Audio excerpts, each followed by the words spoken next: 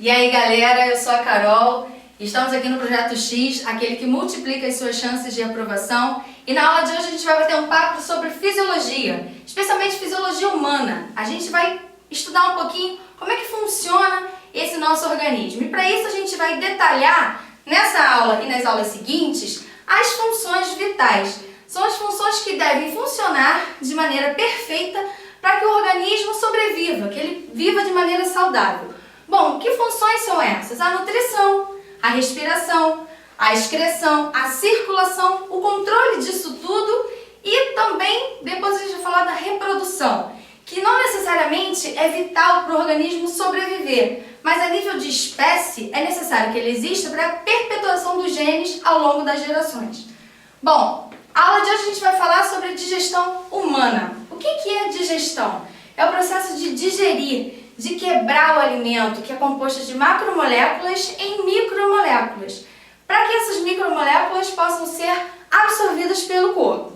Bom, a gente pode classificar a digestão humana como digestão extracelular. O que é isso? Ela acontece fora da célula, dentro de cavidades, dentro de órgãos, que vão trabalhar para digerir esse alimento. Bom, Carol, existe a digestão intracelular? Existe. É a digestão realizada pelos organismos unicelulares, que têm apenas uma célula, ou organismos como, por exemplo, as esponjas, onde dentro de cada uma das células, a partícula do alimento vai ser digerida e após a digestão vai ser passada célula a célula. No nosso caso, digestão humana, a digestão é feita dentro de órgãos. Que órgãos são esses? Fazem parte do sistema digestório humano a boca, faringe, esôfago, o estômago, intestino delgado, intestino grosso e algumas glândulas anexas. Que glândulas são essas? Glândulas salivares, pâncreas e o fígado. Então a gente tem um caminho pelo qual o alimento percorre. Lembrando que nas glândulas anexas, o alimento não passa dentro desses órgãos. Esses órgãos vão secretar substâncias para poder auxiliar a digestão desses alimentos. Bom, o alimento vai entrar pela boca e vai sair pela porção final do intestino grosso, que a gente chama de ânus. Então, um caminho de entrada, um lugar de entrada e um lugar de saída. Então, eu posso classificar o nosso tubo digestório como completo. O alimento entra por um lugar e aquilo que não foi absorvido sai pelo outro. Carol, mais uma vez, existe tubo digestório incompleto? Sim, um exemplo, por exemplo, são as planárias, que são seres vivos que fazem parte do grupo dos plateumintos, onde o alimento vai entrar pela boca, vai passar pelo tubo digestório e aquilo que não foi absorvido vai sair também pela boca. Sorte de hoje, você não é uma planária. Bom, complicou? Não? Vamos com calma, chega aqui. A gente vai fazer o caminho do alimento através desse tubo digestório. Vamos passo a passo, por onde ele entra, quais são as modificações que ele vai sofrer e até aquilo que não foi absorvido sai. A gente pode dividir também a nossa digestão em digestão mecânica e digestão química. A digestão mecânica compreende a mastigação, realizada pelos dentes, a deglutição, realizada pela língua, e os movimentos peristálticos, que são movimentos involuntários pelo qual, através de contrações musculares dos órgãos do tubo digestório, o alimento vai seguindo até ser aquilo que não foi absorvido, ser expelido. E a digestão química, por sua vez, ela é realizada pelas enzimas digestórias, que vão quebrar esse alimento em partes menores. Vamos passo a passo. O alimento vai entrar pela boca. Você vai morder, um hambúrguer, um pão, seja lá o que for, você vai morder o alimento. Primeiro passo, você vai mastigar. Entra aí a digestão mecânica. Os dentes vão triturar esse alimento. Se você acha que o dente serve só para usar aparelho e ficar bonito na foto com um sorriso Colgate, está redondamente enganado. Por quê? O dente ele tem uma função muito especial que é macerar esse alimento, quebrar esse alimento em partes menores. E aí, através da ação dos dentes, eu vou fazer também fazer com que a saliva tenha maior facilidade de atuação. Então eu vou mastigar, quebrar em partes menores, vou umidificar esse alimento com a saliva e vou facilitar a ação da enzima chamada amilase salivar ou pitialina existente na saliva. E essa enzima já vai começar a quebrar o amido, que é uma macromolécula, e vai começar a quebrar em moléculas menores. Bom, a partir da mastigação, da deglutição com a língua, eu vou passar o meu alimento pela faringe, que é o canal, que é o órgão onde ele é em comum com o sistema digestório e o sistema respiratório. Só que o respiratório a gente vai deixar para outra aula, beleza? Então o alimento vai passar da boca, pela faringe e vai passar por um tubo muscular que a gente chama de esôfago. Através dos movimentos peristálticos, das contrações da parede desse tubo muscular, o alimento vai chegar até o estômago. Chegando no estômago, esse alimento que já está macerado, a gente dá o nome de bolo alimentar. Chega no estômago, a situação desse alimento, desse bolo alimentar, vai mudar drasticamente. Porque o estômago ele produz o chamado suco gástrico, que possui o ácido clorídrico, que deixa o pH do estômago ácido, que é o pH ótimo para o funcionamento das enzimas desse órgão. Além disso, o ácido clorídrico ele também serve para poder matar, destruir os micro-organismos que possam entrar junto com o seu alimento.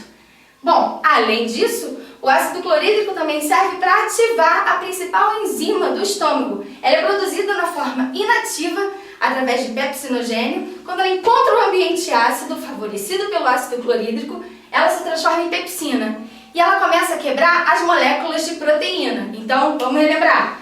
Na boca eu já começo a digestão do amido, no estômago eu começo a digestão da proteína. O alimento vai ficar no estômago por volta, dependendo da quantidade, uns 3, 4 horas, e ele vai sofrer muita modificação. E vai se transformar num quimo. Aquilo que era bolo alimentar já foi tão macerado, tão misturado, que a gente vai passar a dar o nome de quimo. Um quimo ácido. E ele vai passar, através dos movimentos peristálticos, o seu estômago não ronca? Então, através das contrações do estômago, o alimento vai passar para o órgão seguinte, que é o intestino delgado. O intestino delgado eu vou dividir ele em 3 partes: duodeno, jejuno e íleo.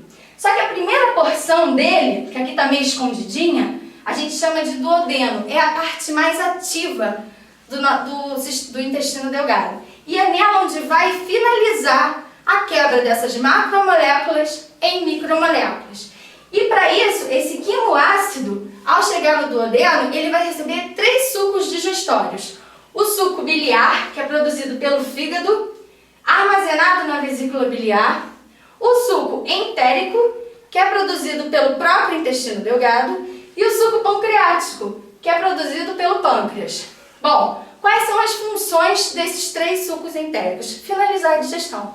O suco entérico, ele tem enzimas que terminam a digestão dos lipídios, que terminam a digestão do carboidrato.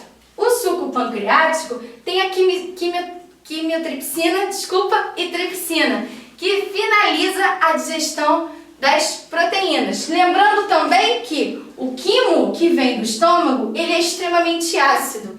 Então, o pâncreas ele vai produzir bicarbonato de sódio para poder neutralizar e tornar esse quimo não mais ácido, mas deixar ele básico, levemente básico, pH 8, que é o pH ótimo para o funcionamento das enzimas do duodeno. Bom, o pâncreas ele vai, com a quimiotripsina e tripsina, finalizar a digestão das proteínas. Tem também enzimas que digerem os lipídios e tem nucleases que vão quebrar o DNA e o RNA que possa ter vindo com o alimento. Por fim, a gente tem a bile. Lembra que a bile não possui enzima, leva isso para a vida. Bile não possui enzima. O que ela faz? Ela age igual a um detergente. Imagina uma molécula, uma grande gota de gordura. Você lava a louça? Você já lavou louça sem detergente? Dá para lavar louça? Não dá. Então a bile faz justamente isso. Ela emulsiona, ela quebra uma grande gota de lipídio em gotículas pequenininhas para poder facilitar a ação das enzimas que digerem os lipídios. Tranquilo? Então, recebendo suco biliar, suco pancreático e suco entérico, suco do intestino delgado, eu vou finalizar essa digestão química. Eu vou finalizar a quebra das minhas macromoléculas em micromoléculas. E aí, acabou? Não.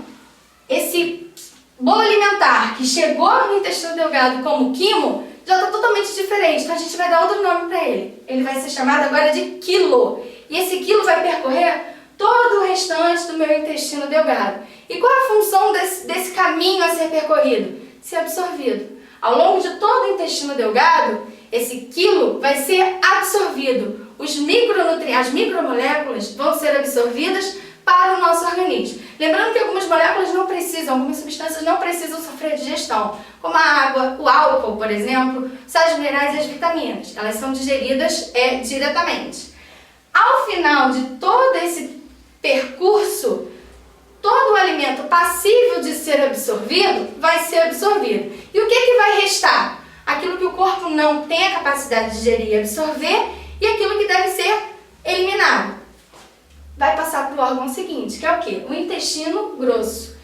Ele é dividido em 3 partes: seco, cólon e a sua porção final, que é o reto. Qual é a função do intestino grosso? Absorver líquido, absorver água e os sais minerais que podem estar ainda nesse quilo restante. Então, a função dele é absorver água e sais minerais que vieram junto com o alimento e também lançado através das enzimas, dos sucos digestórios, e a partir do momento que ele percorre, a água vai sendo absorvida e na sua porção final, as fezes, que é aquilo, nada mais do que aquilo que o seu corpo não vai absorver, nessa porção final, que é o reto, elas vão ser formadas, armazenadas, até serem eliminadas através do orifício, que a gente chama de ânus. Tranquilo? É isso aí. Então, galera, vamos ao X da questão. Eu trouxe para vocês um exercício da UERJ, do Exame de Qualificação de 2012, em que ele fala o seguinte: a atividade das enzimas no organismo humano varia em função do pH do meio. Observe o gráfico. Nesse gráfico, ele relaciona curvas de enzimas, onde a atividade enzimática vai variar de acordo com o pH. E ele quer saber o seguinte: qual a curva que representa a atividade da quimiotripsina, enzima proteolítica presente no suco duodenal? Vem comigo, vamos relembrar. Lembrando que o suco duodenal, ele vai representar os sucos digestórios presentes no duodeno, que é a primeira porção do intestino delgado. Lembra que ele recebe o quimoácido do estômago e a primeira ação desse suco duodenal é neutralizar essa acidez, tornar esse ambiente levemente básico. Para quê? Para que as enzimas da região duodenal possam atuar. Então, se eu sei o pH ótimo da região duodenal, facilmente eu vou saber identificar qual é o pH da ação enzimática da quimiotripsina presente nesse suco duodenal. Então, vamos para lá. Dentre as possíveis enzimas aqui, qual é a curva que está representando a melhor ação no pH 8? Observa o gráfico. A maior atividade enzimática está acontecendo no pH 8 dessa curva aqui, ó, representada pela linha verde. A linha verde vai ser a enzima X. Provavelmente a nossa enzima X é o quê? A quimiotripsina. Qual a resposta certa? Letra B. É isso.